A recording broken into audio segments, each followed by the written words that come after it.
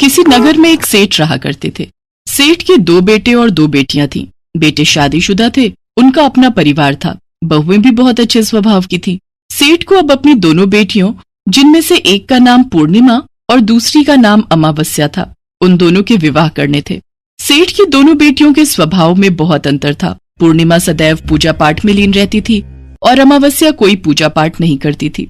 सेठ ने अपनी दोनों बेटियों का विवाह कर दिया, परंतु पूर्णिमा का विवाह जिस घर में हुआ उस घर में अत्यधिक धन दौलत नहीं थी, जबकि अमावस्या के ससुराल वाले बहुत अमीर थे। पूर्णिमा ने इसे अपनी किस्मत मानकर स्वीकार कर लिया। वो अपने ससुराल में भी प्रतिदिन नियम पूर्वक पूजा पाठ किया करती थी, जबकि अमावस्या ने वैसा ही स्वभाव रखा जैसा वो अपने मायके में रखती थी। एक दिन अमावस्या ने भगवान शिव के नाम का कीर्तन रखा। उसने सबको उस कीर्तन में बुलाया, पर अपनी बड़ी बहन पूर्णिमा को नहीं बुलाया। माँ, मैं नहीं चाहती कि पूर्णिमा पूजा में मेरे घर आए और मेरे ससुराल वालों के सामने उसकी ज्यादा तारीफ हो, क्योंकि तुम तो जानती ही हो कि पूर्णिमा भगवान शिव की कितनी पूजा पाठ करती है और मैं तो ये सब सिर्फ अपने ससुराल वालों को खुश करने के लिए कर रही हूँ। इसलिए मैं नहीं चाहती कि पूर्णिमा यहाँ आकर सारी प्रशंसा बटोर ले। ठीक है बेटी, जैसी तुम्हारी इच्छा। पूर्णिमा अपने घर के दरवाजे पर उदास बैठी थी, तभी उसकी भाभियां वहां से जा रही थीं। उन्होंने उससे कहा, पूर्णिमा, तुम भी हमारे साथ अमावस्या के घर चलो। माँ तो पहले ही पहुँच गई है। हमने सुना कि तुम अभी तक वहाँ पहुँची नहीं हो, इसलिए हमने सोचा कि हम तुम्हें रास्ते से ही ले लें। तुम जल्दी से तैयार हो जाओ। पर भाभी, मैं अमावस्या के घर कैसे जा सकती हूँ? ऐसे बिना बुलाए जाना क्या अच्छा लगेगा? अरे क्यों नहीं अच्छा लगेगा, और वैसे भी ये तो पूजा पाठ का आयोजन है, और फिर अमावस्या तो तुम्हारी सगी बहन है। तुम वहाँ बिना बुलाए भी जा सकती हो। चलो, अब देर मत करो, हमारे साथ चलो। पूर्णिमा को उसकी दोनों भाभियां बहुत प्यार करती थी, क्योंकि जब पूर्णिमा और अमावस्या दोनों कुंवारी थी, उस समय अमावस्या तो अपने कामों में लगी रहती थी, पर पूर्णिमा हमेशा अपनी दोनों भाभियों के बहुत काम आती थी, हमेशा उनकी हर काम में मदद किया करती थी। इसलिए दोनों भाभी पूर्णिमा को बहुत महत्व देती थी। पूर्णिमा अपनी भाभियों के कहने पर उनके साथ अमावस्या के घर भगवान शिव के कीर्तन के लिए जाती है, पर अमावस्या पूर्णिमा को देखकर बिल्कुल भी खुश नहीं होती। देखो पूर्णिमा, वैसे तो तुम्हें मैंने बुलाया ही नहीं था, पर अब तुम मुंह उठाकर चली आई हो तो चुपचाप बैठना। कभी यहाँ भी तुम अपनी पूजा पाठ के लिए बताना शुरू हो जाओ। वैसे भी तुम जानती हो मैं कितने अमीर घराने में ब्याही गई हूँ। यहाँ की रहन सहन तुम्हारे रहन सहन जैसा नहीं है। तुम तो एक झोपड़ी में रहने वाली हो और मैं एक अमीर घराने की हूँ, इसलिए अपने आप को मुझसे थोड़ा दूरी रखा करो। कुछ देर बाद भगवान शिव के कीर्तन से जब सब लौटने लगे तो अमावस्या ने सबको प्रसाद दिया, पर उसने पूर्णिमा को जानबूझकर प्रसाद नहीं दिया। पूर्णिमा भगवान शिव का आशीर्वाद लेकर घर लौट आई, पर घर आकर वो शिव जी की मूर्ति के सामने रोने लगी। हे शिव शंकर, मुझ पर आपकी दया कब बरसेगी? हे शिव शंकर, मेरा क्या कसूर है? यही ना कि मैं आपकी पूजा भक्ति करती हूँ। हे प्रभु, मुझ पर दया करो।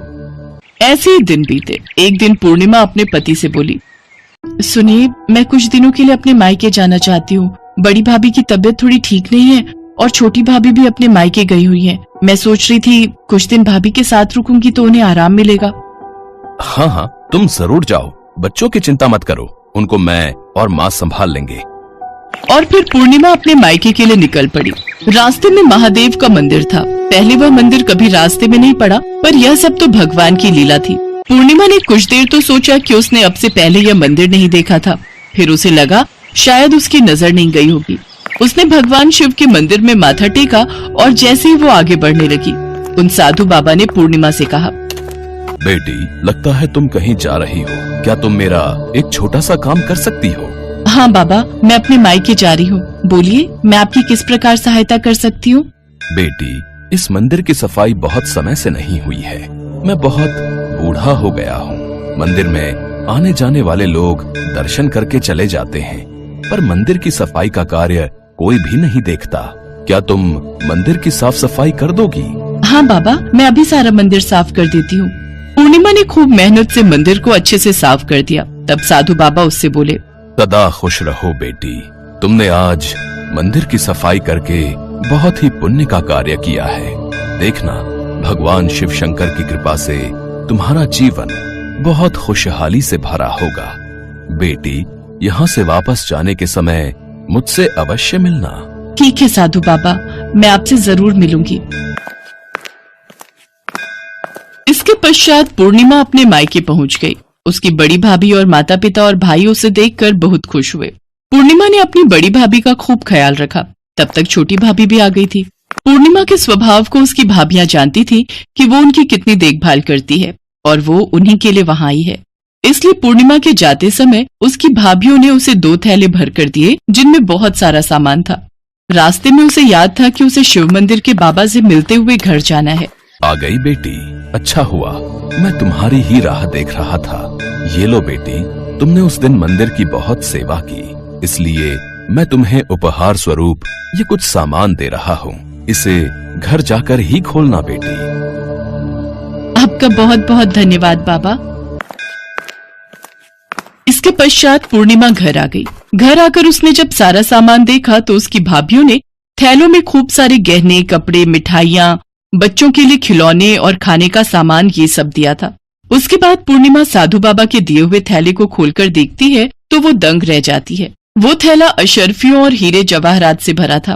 पूर्णिमा भगवान शिव को धन्यवाद कहती है। वो समझ गई थी कि हो न हो वो भगवान शिव ही थे जो रूप बदलकर उसकी मदद के लिए आए थे। जब ये बात अमावस्या को पता चलती है तो वो अपनी बहन पूर्णिमा से क्षमा मांगती है। बहन, मुझे क्षमा कर दो, मुझसे बहुत बड़ा पाप हो गया। मैंने सगी बहन होकर भी तुम्हारा अपमान किया। मुझे बहुत खुशी है कि आज तुम्हारे घर में भी सुख समृद्धि का वास है, पर कहीं न कहीं मेरे द्वारा किए गए पाप का फल मेरे पति को मिल रहा है। उनका व्यापार बिल्कुल चौपट हो गया। मुझे भी बताओ बहन, मैं ऐसा क्या करूं जिससे मेरे पति का कारोबार फिर से चल पड़े। अमावस्या, मेरी बहन, अगर अपने घर में सुख समृद्धि का वास चाहती हो तो भगवान शिव की शरण में जाओ। वो भोले भंडारी हैं। वो तुम्हारे सारे दुखों को दूर करेंगे। वो कभी भी अपने भक्तों से नाराज नहीं होते। ठीक है बहन, अब से मैं भी तुम्हारी तरह भगवान शिव की पूजा करूंगी। मुझे तुम सारी विधि बतला देना। ठीक है बहन, मैं तुम्हें सब समझा दूंगी। और फिर अमावस्या भी अपनी बहन पूर्णिमा की तरह भगवान शिव की आराधना करने लगती है। उसके जीवन में भी खुशियां आ जाती हैं। अमावस्या के मन में अपनी बहन पूर्णिमा के लिए प्यार और सम्मान देखकर उनके परिवार के सदस्य भी बेहद खुश थे। माँ सरस्वती ब्रह्मलोक में बैठी अपनी वीणा बजाने में मुग्ध थी। तभी देवी लक्ष्मी उनके समक्ष उपस्थित होती हैं। प्रणाम देवी सरस्वती। प्रणाम देवी लक्ष्मी। आपने ब्रह्मलोक में पधारकर यहाँ के वातावरण को और भी मंगलमय बना दिया है। बस आज थोड़ा समय मिला तो आपसे भेंट के लिए चली आई, वरना मुझे फुर्सत ही कहाँ। जन कल्याण के कार्यों में इतनी व्यस्त रहती हूँ कि कहीं आने जाने का समय ही नहीं मिलता। अब क्या करूं? मेरा नाम ही लक्ष्मी है। धन और वैभव की देवी हूँ। सारा विश्व मेरा आदर करता है। पृथ्वी पर घर घर में मेरा स्वागत होता है। जहाँ जहाँ मैं जाती हूँ सुख संपत्ति वैभव अपने आप वहाँ पहुँच जाते हैं। ये सत्य है देवी लक्ष्मी कि आप सुख संपत्ति और वैभव की देवी हैं। यह भी सत्य है कि घर घर में आपका स्वागत है। किंतु क्या देवी सरस्वती? किंतु आप कहीं टिकती नहीं। आप में बिल्कुल भी स्थिरता नहीं है। इसीलिए तो संसार आपको चंचला कहता है और आप एक क्षण में रूठ जाती हैं और एक क्षण में मान जाती हैं। आज आप यहाँ हैं तो कल वहाँ। किंतु मैं ऐसी नहीं हूँ। मैं तो ज्ञान और विद्या की देवी हूँ। मैं एक बार जिस मंदिर में प्रवेश कर जाती हूँ वहाँ पर सदा के लिए स्थापित हो जाती हूँ। किंतु मेरे बिना किसी को भी जीवन का सुख प्राप्त नहीं होता। मैं धन हूँ देवी सरस्वती, और निर्धनता सबसे बड़ा अभिशाप है। धन तो मैं भी हूँ देवी लक्ष्मी, पर अंतर सिर्फ इतना है, आपके द्वारा दिया गया धन सिर्फ तन के लिए होता है और मेरे द्वारा दिया गया धन मन के लिए है। आपके द्वारा दिया गया धन कोई भी चुरा सकता है या फिर छीन सकता है, पर मेरे द्वारा दिया गया धन ना तो चुरा सकता है ना ही कोई छीन सकता है। और सबसे बड़ी बात तो ये है, मेरा दिया हुआ धन जितना भी बांटिए उतना ही बढ़ता है। देवी सरस्वती, आप जानती हैं राजा को राजा क्यों कहते हैं? क्योंकि उसके पास मैं हूँ। आप भूल रही हैं देवी लक्ष्मी, ताज मुकुट का तब तक कोई अर्थ नहीं जब तक उसके पीछे राज तिलक का आधार ना हो, बल ना हो, संस्कार ना हो। राज तिलक के पीछे शक्ति होती है मंत्र की, विद्या की, ज्ञान की। और सच तो ये है देवी लक्ष्मी, जिसके पास मेरी दी हुई बुद्धि की शक्ति ना हो उसके पास आपका दिया हुआ धन भी नहीं रह सकता। देवी सरस्वती, आप अपने मीठे मीठे वचनों के मायाजाल में ना जाने क्या कुछ बोल रही हैं। शायद आप नहीं जानती देवी लक्ष्मी, मीठी वाणी वातावरण में रस घोल देती है। शब्द जब मंत्र बन जाता है तो उसमें दिव्यता आ जाती है। वाणी का जब दिव्यता से मेल होता है तब वह कंठ की शोभा बढ़ जाती है और पूरा संसार उन मीठे वचनों को सुनने के लिए प्रेरित हो जाता है। पर सच तो यह है देवी सरस्वती, मेरे आने से उदास वातावरण भी रंगमय हो जाता है। मेरा आगमन रोते हुए को हंसा देता है। और ये बात तो आपने अवश्य सुनी होगी कि भूखे पेट तो भजन भी नहीं होता। देवी सरस्वती, अब तो आपको मानना ही होगा कि मैं श्रेष्ठ हूँ। देवी लक्ष्मी, ज्ञान और धन में यदि कोई श्रेष्ठ है तो वह है ज्ञान, क्योंकि ज्ञानी व्यक्ति की पूजा तो राजा भी करते हैं, अतः श्रेष्ठ मैं हूँ। देवी सरस्वती, हम इस विवाद में ना पड़कर कि हम दोनों में से कौन श्रेष्ठ है, हम इस बात का फैसला भगवान विष्णु पर छोड़ते हैं कि हम दोनों में कौन श्रेष्ठ है। मुझे स्वीकार है देवी लक्ष्मी। ठीक है देवी सरस्वती, तो चलिए। देवी सरस्वती और देवी लक्ष्मी इन दोनों में कौन श्रेष्ठ है, इस बात का फैसला सुनने के लिए वो दोनों भगवान विष्णु के पास पहुंची। देवी गंगा भगवान विष्णु के समक्ष पहले से ही उपस्थित थीं। देवी लक्ष्मी भगवान विष्णु के समक्ष बैठ जाती हैं, पर वो देवी सरस्वती को बैठने के लिए नहीं कहती हैं। इस पर देवी सरस्वती देवी लक्ष्मी से कहती हैं, हे देवी लक्ष्मी, आप मुझे स्वयं यहाँ लेकर आई हैं, पर आपने मुझे आसन ग्रहण करने के लिए नहीं कहा। क्या विष्णु लोक में अतिथियों का सत्कार इसी प्रकार किया जाता है?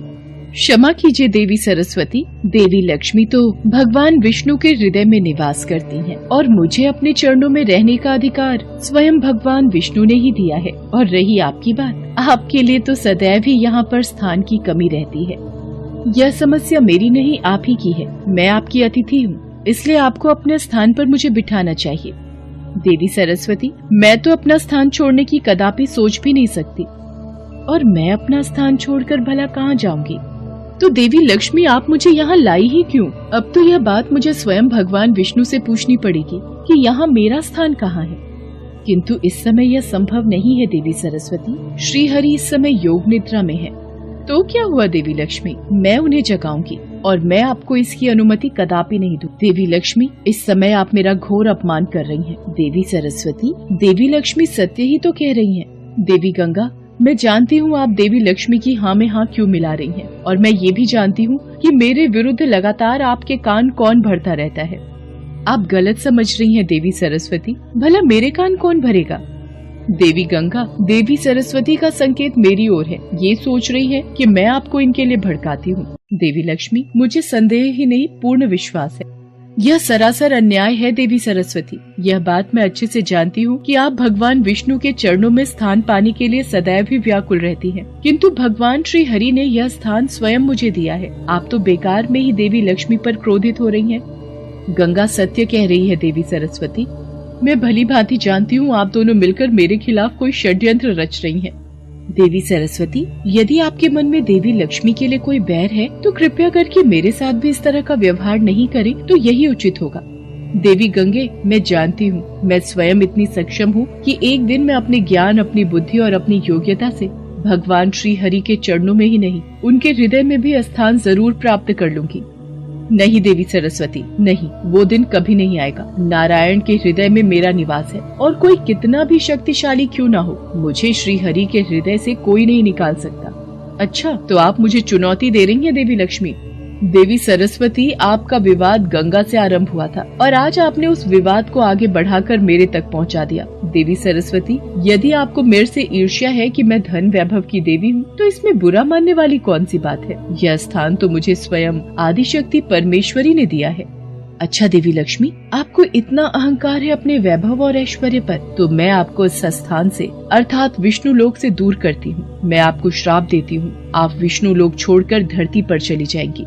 देवी सरस्वती देवी लक्ष्मी को श्राप दे देती हैं कि वो तुलसी रूप में धरती पर रहेंगे। इतनी देर में देवी गंगा